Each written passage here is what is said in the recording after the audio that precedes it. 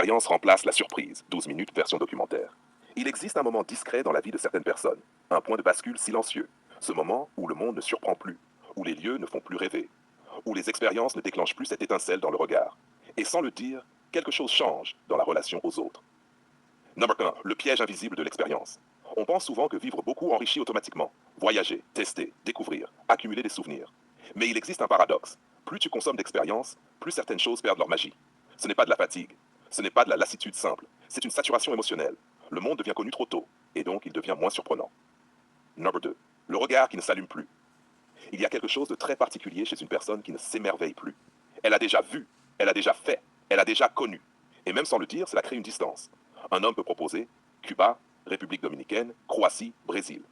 Mais dans son esprit, une pensée peut apparaître. Si elle a déjà tout vu, qu'est-ce que je peux encore lui offrir comme découverte? Et ce n'est pas une question de valeur matérielle, c'est une question d'émotion, parce que la séduction ne vit pas dans l'objet, elle vit dans la surprise. Number 3. Le voyage, quand le rêve devient comparaison. Voyager, normalement, c'est ouvrir un monde. Mais chez certaines personnes très expérimentées, le voyage devient autre chose. Comparaison, référence, classement inconscient. Un nouveau lieu n'est plus une découverte. C'est un déjà-vu ailleurs. Et là, quelque chose se casse. Le présent n'est plus vécu, il est dévalué. Knock 4. Le palace, symbole du paradoxe. Prenons un exemple simple. Un homme propose un palace. Un lieu pensé pour le luxe, le rare, le prestige. Mais si la personne a déjà fréquenté ce type d'endroit, parfois même dans des contextes passés où elle n'avait pas les moyens réels, alors le symbole change. Ce qui devait être exceptionnel devient familier, déjà intégré, émotionnellement amorti. Et la question silencieuse apparaît. Qu'est-ce que ça va m'apporter de nouveau? Number 5. Le vrai problème, la disparition de l'émerveillement. Le danger n'est pas d'avoir vécu. Le danger, c'est de ne plus être touché. Parce que l'émerveillement est une porte d'entrée essentielle. Dans la relation, dans le désir, dans la connexion humaine. Quand cette porte se ferme, tout devient plus technique.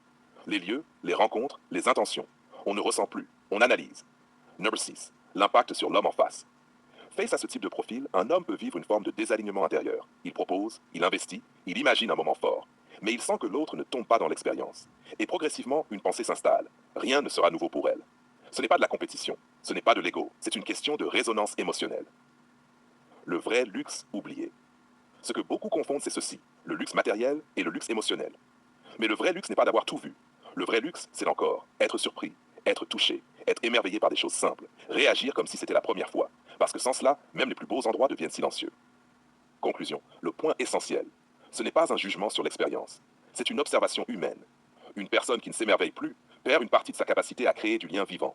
Et à l'inverse, une personne qui sait encore être touchée transforme un lieu banal en moment inoubliable. Parce qu'au fond, ce n'est pas le voyage qui fait le souvenir, c'est le regard de celui qui le vit.